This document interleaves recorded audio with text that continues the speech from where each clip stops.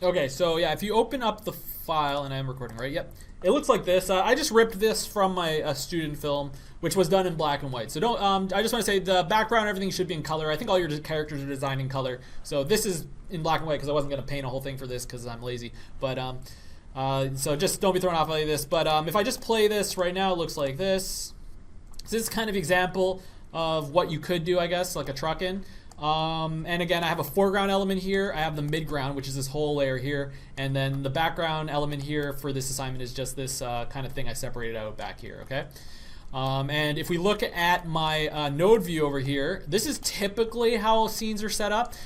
Different studios have different scene setup practices. So they might not use backdrops, or they might not, maybe they won't have. Yeah, I guess it's just a backdrop. I think everything else is typically what they would have. But what you can see here is you have the character here, this character rig. It's actually not, it's just a still, but if your rig might be attached to a character scale peg. So you can see here I have the character here attached to a character scale peg, and then that's attached to the scene peg. And then over here in the background, I have the background file here, the background rig attached to a BG scale peg, and then that's attached to the scene peg, okay? Typically, you would do all your scaling on the character scale peg. And I think I fixed it for this demo, but I might have scaled it accidentally on the character peg here. So if so, you can reset that scale with R. Yeah, there. Oh no, that's on the scale characters, not the character scale peg, sorry, but on the rig peg. So if you reset that with R, and I think it is fixed. So yeah, it is fixed, at least on mine. But typically you want to scale up the characters and everything on the character scale peg. And the reason for that is generally all the rigs on a production, whether it's a film or a movie, or sorry, a film or a television show, they're all created at the correct scale relative to each other. So if I had another character and they were shorter, they would be rigged at that size relative to this character here. And then you would just attach those characters all to the character scale peg, and then you can resize them all together on that peg. Okay, that's just a better way to do it than having to resize each character individually because they're not made at the correct scale. Usually they will provide a character lineup sheet where the characters are at the right scale, and you could like eye it and try to resize them all to the right size. But typically how it is on a show is the rigs are designed at the correct scale relative to each other. And that way you can import all the characters. You could have like 10 characters, and you'd import them all, and then you'd all attach them to one character scale peg. And if you need them bigger in a scene, you resize them all together. And again, that just makes more sense than having to resize each one individually and then eyeing a character lineup sheet. So if you're doing a group film next year, make sure you design all your characters in your group film. If you're using Harmony, make sure you design them at the correct scale relative to each other. And that way, when you bring them into a scene, you can resize them all together on a character scale peg. Okay, so I want you guys to have this character scale peg, even if you only have one character. It's just good practice, okay? And then make sure you resize the character on this peg here, okay? You can move the character around on this peg, but if you're gonna resize it on this peg, unless you're gonna have the character like coming forward in Z depth or something, or coming forward to the camera, then you can adjust it on this peg, okay? The same logic applies to the background here. Typically you would do like your BG scaling on this peg. I mean, it's not a hard and fast rule. I mean, honestly, animators get really messy and just kind of do whatever. But best practice in an optimal setting where you have unlimited time and you're trying to be optimal is you would attach all your BG elements to the BG scale peg and you resize them on the BG scale pegs. It's the same logic. Though I will say with BGs, they don't always tend to be created at the correct scale. So this isn't always the case. But yeah, typically that's what you'd want to do, okay? And then lastly, you have the scene peg, the master scene peg here at the top, which just allows you to kind of adjust the composition a little bit if you need to. So this is always important to have. Make sure you have the scene peg at the top here, even if you don't use it, okay? And actually, one more thing. Some of you don't know how to use a camera or attach or bring a camera in. You can find a camera in the node library, so you can search camera. I think it's just there by default, so you can drag that in. And then you can attach a peg to the camera with Control P, okay? And then when you're animating a camera, you just do it all on that camera peg. And it's the same as like with a character. You just create keyframes, and you can adjust the camera with the transform tool or whatnot, okay? But we'll get into that in a second. So what I'm gonna do here, and if you wanna follow along with me, you can, is so I'll go back to the first frame here, is I'm just going to delete the background. I'm just going to show you how to import images and then rig the background. It's not complicated. I think a lot of you probably already know how to do it, or it's not hard to do, but I'm going to delete the background here, and I'm going to import the elements again. If you can't find the BG elements, maybe just watch and then just backspace if you've deleted it. But yeah, I'll just show you how to do this here. So I'm just going to go to File, Import Images. Pretty straightforward. Kind of similar when you're importing your sketch for your character, and go to Browse and find it. So in my folder here, so I did put it inside the multiplane comp demo. I think you should find BG, and then you can find these images here. Okay, so you can one thing you can actually do in Harmony is you can just import straight the Photoshop file. Okay, so I have the Photoshop file here. If you click on that, there's only a few things you got to make sure you do when you're doing that. You got to make sure in the Photoshop file everything is flattened into those 3 layers. Or, I mean, if you could have multiple layers, if this was actually your own film, if you need to separate more things, you get multiple layers. But for this assignment, you just need the 3 layers. And you just need to make sure in Photoshop they're flattened into those 3 layers with keeping the transparency and everything, okay? I don't think having groups will work. I think it literally has to be flattened to 3 layers in Photoshop, okay? And so you can just select that, and then you can go down here, press OK. What's gonna happen is this window is gonna pop up, and you just gotta make sure you go down to individual layers. I think by default it's on single layer, so go to individual layers, and then transparency you keep as straight. So I think it might be on something else. Just go to straight, should be okay, press OK. And then when you do that, it's going to import it like so and into 3 layers like that, which is really convenient, okay? And then you just got to make sure you rename it to what it is appropriately. Now, I'm just going to delete this just for a second. You do again have the option to import each individual layer separately if you've exported them. So I'm pretty sure that's pretty self-explanatory. So I already have these 3 separate layers too. Just make sure when you export these images, obviously they maintain their transparency. So it has to be like a PNG or something that has transparency, so not a JPEG. But so I can multiple select. Whoop! I copied them. So I can select these here, and I can import those. I can create layers based on file names. I can press OK here. Oh, make sure transparency is straight down here. So don't forget that. And I can also import it that way. And then I already have them labeled here, so that kind of works well. But so that's an option you can do too. So pretty self-explanatory. You probably know how to do that. But I'm going to import the Photoshop file here. So go back, press Open, press OK. Individual layers. And then straight for transparency, okay? And then press OK, and it'll show up here, okay? So it'll attach a composite to it already too, which is nice.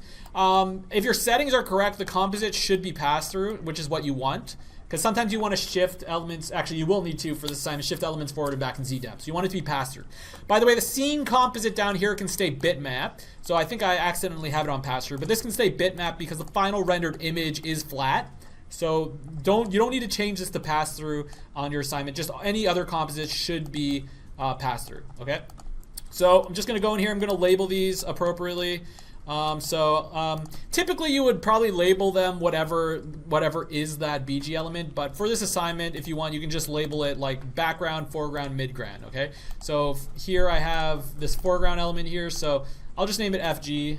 Just make sure you label it something that I understand. You can either label it what is actually that BG element, like if it's like globe and, I don't know, globe and what is umbrella container or something, or you can just label it like foreground. So here I'll just label it FG for foreground. Here I'll just name it MG for midground. And then here I'll just name it BG for background, okay? So just to make sure you label things appropriately so you get those marks on the rubric there.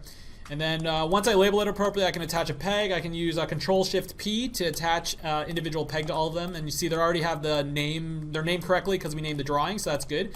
So Control-Shift-P there, that's good. And then I can select those pegs, and press Control-P to put a master peg on those pegs. And just make sure you label the master peg too. Whatever your BG's name, just give it a name. Here I can I'll name it Cozy Room Peg Master, maybe Cozy Room Master, like so. So that works. And then the last thing before we end rigging this simple background here is to group it. So I can press Control-G to group it, and then make sure you rename the group. So here I can name it Cozy Room. And then lastly, I'll attach a peg on that. I could name it Cozy Room Background as well, or if I wanted to have background to make it more clear. As long as you just give it a name and it's clear what it is, I'm okay with that. Attach a peg to that, okay? And then lastly, you need that BG scale peg, because if this was like a more full-fledged production and you had more BG elements, you might want to scale them all together if they were all created at the right scale. With BGs, it's a little different because like sometimes they're different sizes because of the resolution. Maybe you need the resolution to be bigger, so the file's bigger. So the BG scale peg might not actually be used exactly the same as the character peg, but it's still good to have. So I'll name this BG here. And then lastly, just to get full marks on this scene setup section on the rubric, insert a backdrop. So you just go to whatever you want the backdrop to be at. Just select those nodes, insert, and then go to backdrop, and you can resize that, adjust it, and you can name that background. So pretty simple stuff. And then attach that to the scene peg there, and then again we're going to resize the background on the BG scale peg. Okay. So we can make it a little bigger there, like so. Okay. And yeah, that's scene setup. That's what we just kind of did. It's called scene setup. It is an actual job people have. It's kind of like 3D layout, but less complex. Because 3D layout, I think, 3D layout's probably a little more creatively fulfilling. This is like really just bringing the assets, making sure it's the right scale for the animator to animate at. And some people end up doing scene setup. I mean, it's a job. I mean, it pays the bills. So it's good to know how to do too, just for your own projects or for, I don't know, for your group film or something. So that is scene setup, like so. Okay, any questions there? Pretty straightforward. My notes, my phone died, my laptop just died here. Okay, so what we're gonna do, because right now I do have this camera move right now, but there's no like parallax effect or anything going on here. Okay. Actually, before I get to that, now that I'm remembering, we have the foreground, the midground, and the background. What you want to make sure with the character's Z depth should roughly be the same as the midground. I guess this will be more important if we do add the Z depth on the other elements. So let's add the Z depth on the other elements first. But okay. So right now we have the camera move. Right now there's no Z depth on the BG elements. So if I just kind of play this here, you'll see there's no parallax effect going on. Okay, it's just kind of a trucking. And this assignment, I do want to see kind of parallaxing happening. So how do we do that? Well, there's a few different ways to do that. You could like animate the actual BG scale, and you could like adjust the size of things as you get closer to camera and actually animate it. But that's not the best way to do it. Typically that's not how it's done. That can be a little messy at times too, depending. But depending on the shot, that could work. But the better way is to just use the Z depth and perspective options that you have in Harmony. So what I want you to do, if you right click up here and go to perspective view, so it's in the drop down. You can press the plus sign. You can go to perspective. It's alphabetical. You can see this window here. And it looks pretty normal right now, but if you hold down Control and Alt and then drag around, you can see you can kind of adjust things in the third dimension. And you might have already learned about this in another class. I'm not 100% sure, but you can see you can adjust things in perspective like that. And from this view here, what you could do if you wanted is you could select the BG elements and you could kind of bring them forward like so and shift them back. The only thing about doing it this way is I'm not really getting a sense of how they look in camera view. And in camera view, you can see like maybe I've shifted this forward in perspective view like this or like that. But relative to camera view, it looks kind of like that and things aren't visible. It's just not the best way to do it. But it's good to know about perspective view. It's also kind of cool. And because sometimes different elements are actually created in perspective view. There's been productions I've worked on where they've created like a room in perspective view and like just a simple kind of cube, and you can actually kind of build like with just flat drawn layers. You can create a cube and maybe have some perspective. Also, for some productions they'll actually have 3D elements that they'll import. There is some limited 3D functionality in Harmony, so the perspective view is useful for that. Okay, I'm not like a master on like that 3D stuff, but there are uses for perspective view. But bringing things forward in Z-depth is typically not the best way to do it, but I did want to just show you about it because it's kind of cool. The better way is to use the top view. So I'm gonna go over here, and what I want you to do is maybe next to the library here, if you press the plus sign, you can go to top. You can find the top view. And the top view kind of just looks like this. It's kind of like the perspective view if you were just looking at it at the top like this, okay? But it's like very precise, okay? And what I'll do here is I'll reset this so it's kind of correct here. There we go. And in top view, what you can do is if you select an element, let's say here in the node view here, inside the group here, I select this foreground element. I can go up here and in advanced animation toolbar, And if I select the translate tool and I hold down shift, I can kind of bring it forward, okay? I can bring it forward in Z depth. And now you can see in camera view, I can kind of see how it's coming forward in Z depth. And then here I can grab this background element here and I can push it back in Z depth, okay? And now with the camera move, you can see I have that parallax effect happening, or that multiplane effect happening, okay? So that's a way you could do it, but actually that's not the best way to do it either. So I'm just kind of showing it to you. The problem about doing it this way is, of course, you can see I'm bringing this forward in Z depth, but because I'm bringing it forward in Z depth, it's getting bigger relative to the camera, right? Well, let's say I wanted this to come forward in Z depth, but I still want it to be the same size relative to the camera. How would I do that? Well, I could bring it forward like this, and then I could resize it. I could resize it here so it's still kind of visible. So it's forward in Z depth, but relative to the camera it's bigger. And then now that kind of works a lot better, right? Now it's more visible there. But in Harmony, there's actually a way you can do it where the Harmony actually just adjusts it for you relative to camera. So the better way to do all this, which I could have started out with, but I kind of want to just show you other ways people do it, is this button here.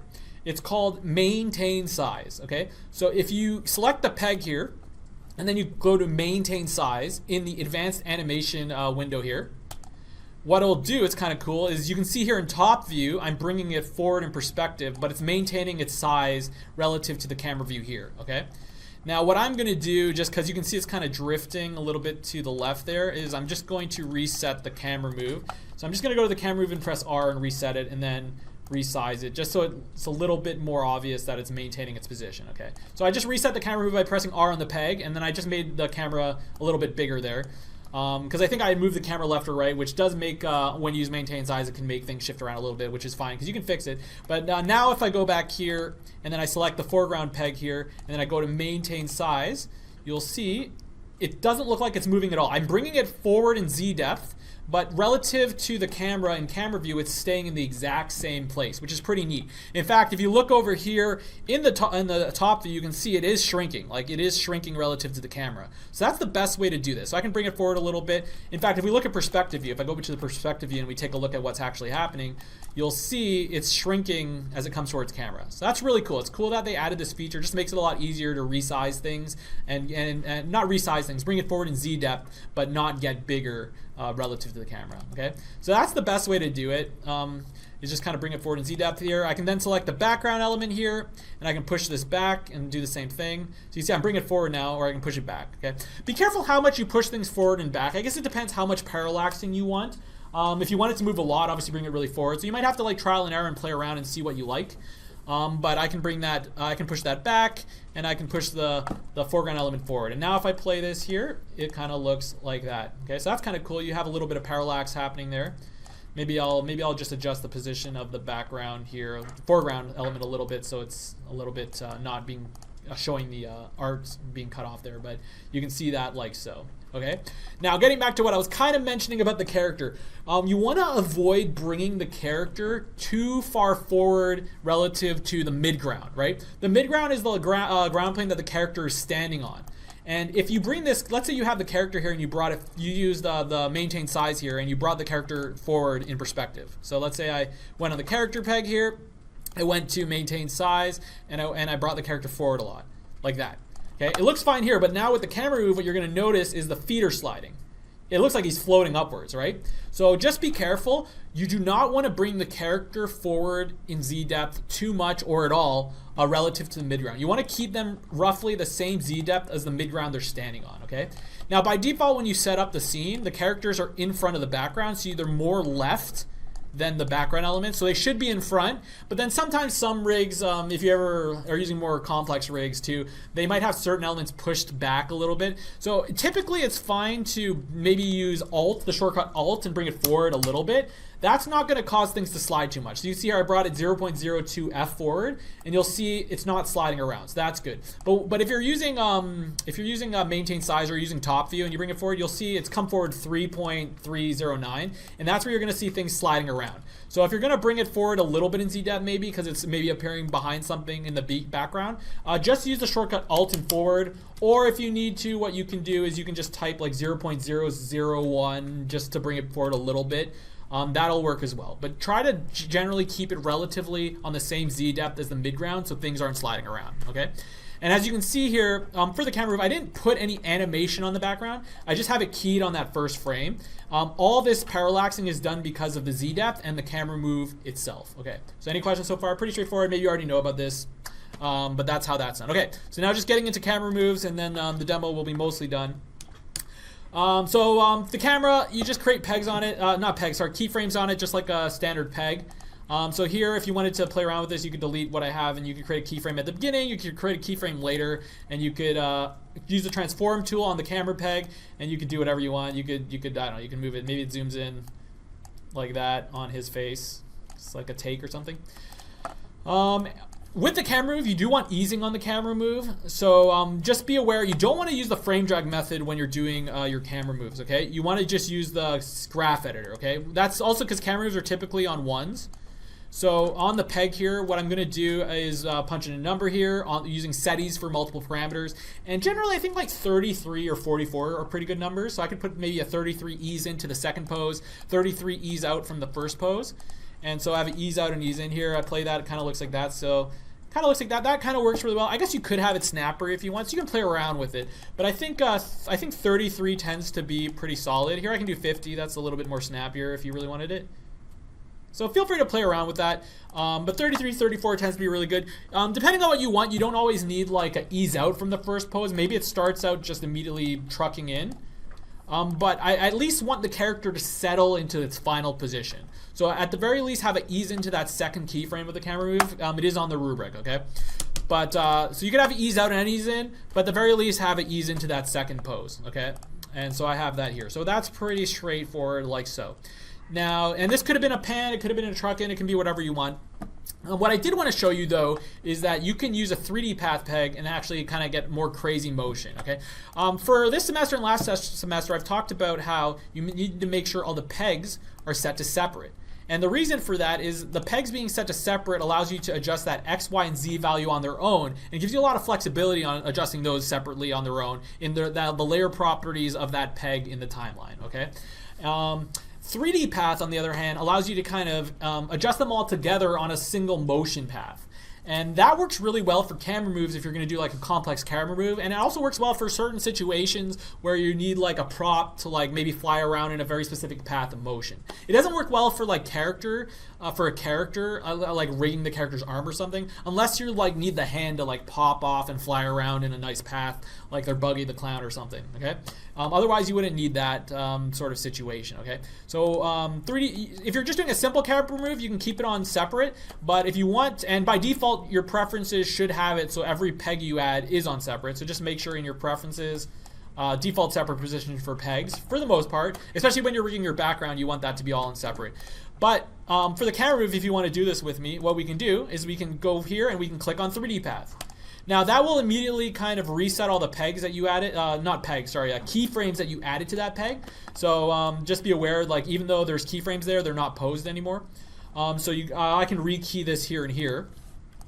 And you know what we'll do here, what I'll do here, just so I can do a more wild camera move here, is I'm just going to shrink this character here at the beginning and maybe move them over here just to give it a little more space. You can do whatever you want. You can. This is just kind of for fun. So maybe I'll do that. And what I'll do is maybe I'll have the camera move start all the way over here. And maybe it'll settle on this character Philbin here all the way over here. I'll zoom in here. Like so, okay. So you still want to have easing on it. So here, make sure I redo the easing here. So maybe I'll have 33 and 33, ease out, ease in. So I'll just play what that looks like right now. It's just, and oh, make sure you put the motion tween back on. It's kind of a weird thing with switching from separate to 3D path. It says there's a motion tween on it, but because when you switch to 3D path from separate to 3D path, you actually got to redo it, even though it says there's a line there. So don't be too confused by that. Just if you can like turn it off and turn it back on. Press Control L, then Control K again. Anyway, here we go. So that's my my camera move here right now. Right now, nothing too crazy is happening. But if you go up here and you see this toolbar here, if you don't see this toolbar here, just right click and make sure camera view is on. So you can right click, it's alphabetical, make sure camera view is clicked. And what you can do is if you click on this button here, which is show control, you'll see this kind of track shows up. And this is almost like a timing chart almost. You can see the spacing over time. Each dash is the position of the camera over time for each frame, right? And so you can see here, it's kind of going along that path like that. And what you can do, which is pretty neat, is if you hover your mouse over the path of action here and press P, you're going to create these control points. So you can create as many as you want, and then you can adjust these points. So it's pressing P. You can adjust these points and kind of affect that path of motion. And when you're doing this, by the way, you're not creating new keyframes on the camera peg, which is kind of cool. You can see the camera peg down here on the timeline. No new keyframes are created, even though I have all these new points that I've created, these control points. But what you can do is you can kind of create like a cool path. So you can even have it loop if you want. So I could like could do something like really funky. It'd probably look weird, but I could do something like this, create a new point here and have it loop. And if I play this now, the camera move is really crazy. You could do like a crazy camera move like that. So there's certain situations where maybe you want the camera to wrap around or go a certain way. You could do something funky like that. One other thing to note about using 3D Path here is like adding these control points doesn't affect the easing at all. You can see that the easing is still exactly the same. It's just the path of motion that I'm changing with these control points. The actual easing is still 33 on one side, 33 on the other. No new keyframes are created. It just gives you a lot of flexibility too to adjust this path of motion however you want, without having to figure out like new keyframes and stuff. So the spacing of that path of motion stays the same. So it's a really neat thing that Harmony allows you to do. Yeah, 3D path pegs really work well for camera moves, and they also work well in certain situations with props. Like let's say a person throws a paper airplane, and that paper airplane flies along a certain path or does a loop. You'd probably want to attach a 3D path peg to it and kind of chart out the path like so. Okay, so that's a really cool thing to do if you want. You don't have to do it. You can just do a simple truck in or a pan, but it's good to know, and maybe you'll learn more about it in a future class.